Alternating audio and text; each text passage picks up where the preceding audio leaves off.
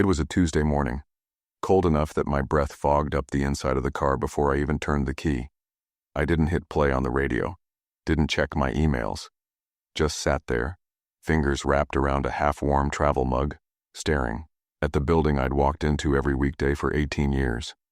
When I finally stepped into the office, something felt off. The hallway was too quiet. No jokes from Jacob at the front desk. No buzz of keyboards or the soft hum of the 3D printer in the corner. Just silence and Darren's voice over the intercom. "Can you come to my office?" Not "hey," not "morning." Just that. I knew. When I walked in, he didn't even look at me. His eyes were locked on a folder and his hand was already reaching for the paper inside. "Thanks for coming," he said, too formal. "Let's sit." I stayed standing. He slid the letter across the desk like he was handing over a receipt. "We've had to make some difficult decisions. Restructuring, you've become too expensive." Too expensive, not too valuable, not too experienced, just expensive, like a couch that didn't match the new decor.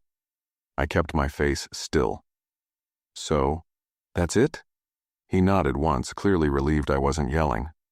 "There's a severance package included. We can—" "No need." I cut in. I looked at that office one last time.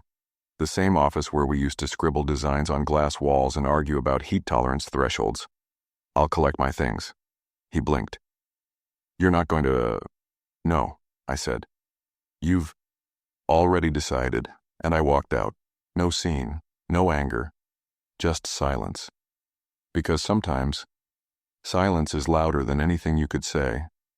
I wasn't always this calm. Back in the early days, I used to breathe fire for this company. We were nobodies then, just 7 of us in a leaky garage with exposed wiring and dreams way bigger than our server space. I built the first product from scratch. No templates, no shortcuts, just code, wireframes, and caffeine. I worked weekends, holidays, even missed Mira's 2nd birthday because the prototype was crashing and I couldn't let it fail. Darren used to call me the engine behind the machine. Back then, we were equals. We debated everything, whether to use open source stacks, how to handle deployment bugs, where to save budget without compromising quality. He used to listen. But as the years passed, he stopped asking questions. TUI and investors started showing up. Clean suits, fake smiles, shallow ideas. They didn't want engineers. They wanted numbers that impressed shareholders. Darren started wearing tighter ties and looser ethics. I stayed. Not for the politics, but for the team. For Julie, who could juggle 5 timelines in her head. For Ronan, my junior, who once redesigned an entire system overnight just to prove me wrong, and ended up being right. I stayed because I believed in the product, even when I saw it slipping, when features were rushed and bugs were ignored. I held on. I thought my presence still meant something, but that Tuesday proved me wrong. 18 years of service, and all it took was one envelope to erase it. Neha tried to comfort me that night. "You didn't lose. You just outgrew the place." Maybe. Or maybe I'd just been quietly replaced while I wasn't looking. Either way, I wasn't done. Not yet. The first few days felt like falling into a void.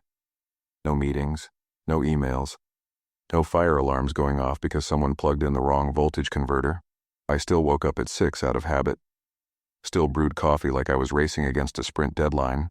But then I'd just sit there, staring at the empty space where my laptop used to be. Neha noticed.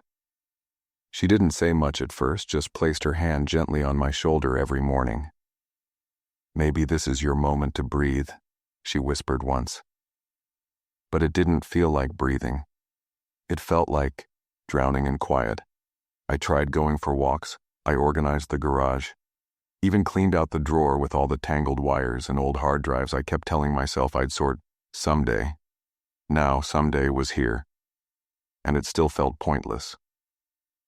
Then one morning, as I was trying to fix a broken solder point on an old drone prototype, Mira walked in with her school bag. She tilted her head. "Are you going back to work soon?" I looked up, caught off guard. "Not right now," I said. She nodded like she understood more than she let on. Okay, but you're still building stuff, right? That question stuck with me.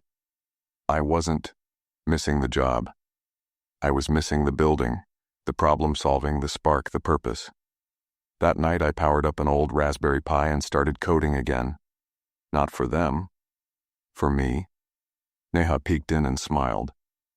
Did something break, or are you just pretending to fix it so you feel busy? I laughed. For the first time in weeks, I actually laughed.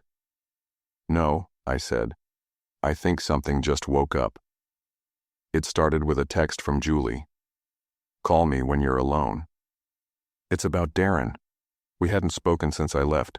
She'd gone quiet, probably told not to contact me.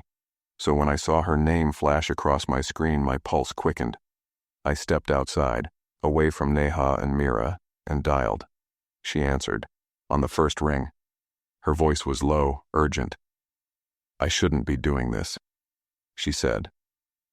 I know. That's why I'm listening carefully. She took a breath. Darren replaced you before he even let you go. His cousin, Blake, MBA, zero engineering background. He's already sitting at your desk. I didn't speak.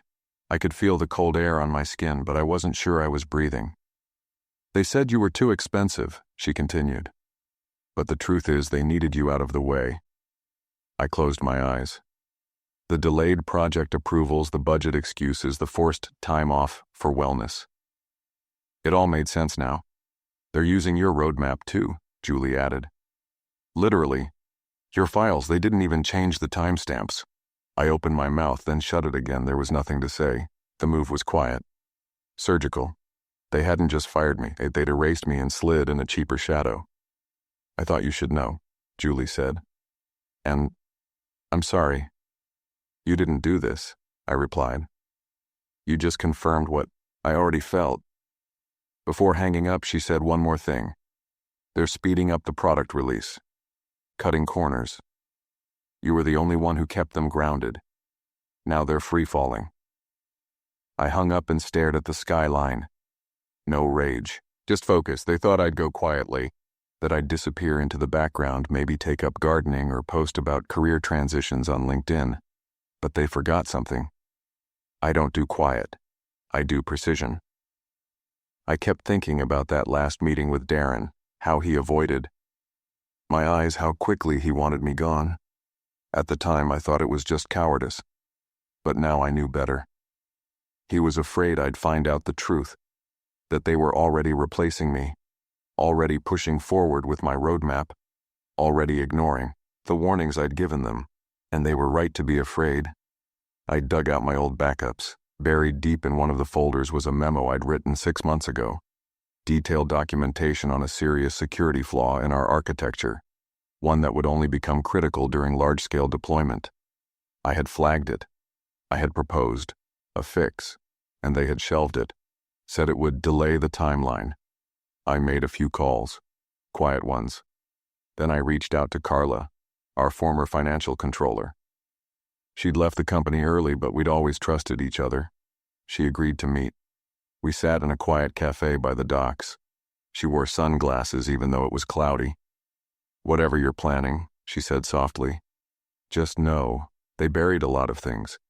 Your warning about the breach? It's gone from the current logs. I nodded. But the timestamp on my backup says otherwise.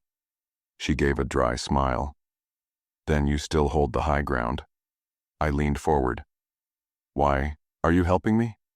Carla stirred her tea. Because good people are getting trampled. You gave them stability.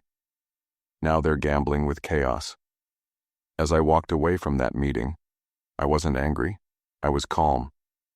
But underneath that calm, blueprints. That night, I emailed Ronan. He'd been one of my sharpest juniors. Brilliant, intuitive, and annoyingly good at arguing with me until he was right. He'd gone freelance last year, building small tools for developers. I didn't write a long message. Just this. I want to build something better from scratch. You in? He replied 3 minutes later. Always, when do we start? 2 days later, he showed up at my house. Hoodie, backpack, eyes full of ideas. Still using that old soldering station? he asked, stepping into the garage. Still works? I said. He grinned. So do we. We didn't talk about Darren, or the company, or revenge. We talked about speed, clean design, transparency, the kind of system that could be scaled ethically and securely without selling its soul to deadlines. I told him, it's not about proving them wrong. He nodded. It's about proving we were always right. We set up tables, ordered parts, slept in shifts. Neha brought us food without asking questions. Mira peeked in once, holding her notebook. Is this for work? She asked. No, I said. It's for something that matters. She smiled. Cool. Can I name it? I chuckled. Let's build it first. In the silence of those nights, under the hum of circuits and soft clicks of keyboards, I remembered who I was. Not a department head, not a line item on a spreadsheet. I was a builder, and this time I wasn't building for them. I was building for us. It was a Saturday morning, early, just past 7. I was soldering a connection on our new sensor module when my phone buzzed. Julie. It happened. The system's down. Major breach. I stared at the message for a moment. Then another ping. Live demo. Crashed mid-presentation. Client walked out. Darren's locked in the server room. Blake's crying. I sat back in my chair. The flaw I'd warned about, the one I'd written a 12-page report on, had finally detonated. I hadn't built the bomb. I'd tried to defuse it, but they'd chosen to ignore the beeping sound. The media caught on by noon. Tech startup faces major breach hours into product launch. Investors were already pulling out. Clients were demanding refunds, and then the calls started. First a number I didn't recognize, then another, then Darren. I let it ring, twice, 3 times. By the 5th missed call, Mira walked in. Your phone's going crazy, she said. Yeah, I replied, unplugging the soldering iron. You're not going to answer? I smiled, leaning back. No, I already did. 6 months ago. She blinked, confused, then grinned. Ronan, watching, from the corner, tossed a screwdriver into the toolbox. Feels like the universe finally flipped the page, he said. Nah, I replied. The universe doesn't flip pages, people do. The notifications kept pouring in. News headlines, LinkedIn drama, panicked messages from old colleagues. But I wasn't watching the chaos. I was watching our circuit light up for the first time. A clean signal. A clean start. I answered on the 6th call. There was a beat of silence before his voice came through. Rushed, desperate, cracking under pressure. Look, I know how this looks, but we need your help. I stayed quiet. He went on faster now. There's a security flaw we can't trace. No one here knows the system like you do. We shouldn't have let you go the way we did, please. His voice trailed off. I waited a moment, then said calmly, You mean the breach I documented? The one I wrote a full report on? Silence. I warned you, Darren, I continued. You ignored it because you wanted faster profits. I was under pressure, he said quickly. The board, you had a choice. You made it. We'll pay, whatever you want. Equity, title, come back. We'll fix this together. I almost laughed. Do you remember what I said that day when you let me go? I asked. He didn't answer. I said, Understood. That wasn't agreement. That was me walking away. His voice dropped. We can't do this without you. I'm sure Blake's MBA prepared him for crisis, I replied. You made your bet. Now you're living in it. I let the silence stretch. Good luck, Darren, I said softly. Then I hung up. Not because I was angry, but because I was done. 6 months later, the garage didn't look like a garage anymore. The tools were organized. The walls were lined with whiteboards, sketches, code notes, early user feedback. Our project, mine and Ronan's, had just passed its first closed beta. Small group, clean run, 0 bugs. We didn't chase headlines or investors. We chased function, Integrity. We built it the way software's supposed to be built. With care. One evening, Neha brought tea into the workshop. She set it down beside me and leaned on the doorway. "You look different," she said. I wiped the sweat from my brow. "Older?" she smiled. "Lighter." I paused. She was right. Back then, I carried weight I didn't realize. The weight of being loyal to a place that stopped being loyal to me. Now, I woke up with ideas again, not obligations. That night, Mira came to me with her school project. "It's about heroes," she said. I raised an eyebrow. "Yeah?" She held up a drawing, a man standing in front of a glowing machine. "I picked you." I didn't speak, just hugged her tight. Sometimes the world measures success in titles, salaries, headlines, but peace is Mira's smile. Peace is a clean signal, a working prototype, a full breath in a quiet room. Peace is building for something, not for someone.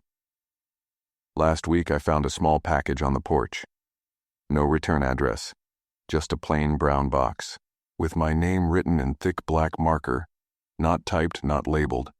Inside was a single white card, no envelope, no logo, just one handwritten line. "You were always the brain, I was just the title." No name, but I knew the handwriting. Darren. I stared at it for a moment, then smiled, not out of pride, not out of victory, just recognition, like someone finally said out loud what had been true all along. I walked into the kitchen and handed the card to Neha. She read it once, then raised an eyebrow. Took him long enough. I chuckled. "Yeah." She tilted her head. "You gonna reply?" I shook my head. "No. Some things don't need a reply." I placed the card in a drawer I rarely open. Not to save it, just to keep it out of sight. A chapter closed. That night I turned off the lights in the lab. The gentle whir of a cooling processor faded into silence. I stood there for a while, eyes adjusting to the dark. Not haunted, not bitter, just still. And for the first time in years, I wasn't waiting for a meeting or a call or someone's permission to move forward. I was already moving. On my own terms.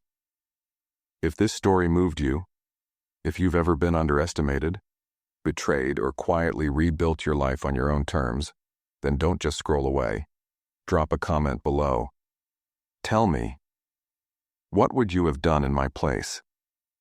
And if you believe that silent strength is more powerful than noise, hit that like button, subscribe for more real, raw, and human stories like this one. And remember, sometimes the best revenge is peace.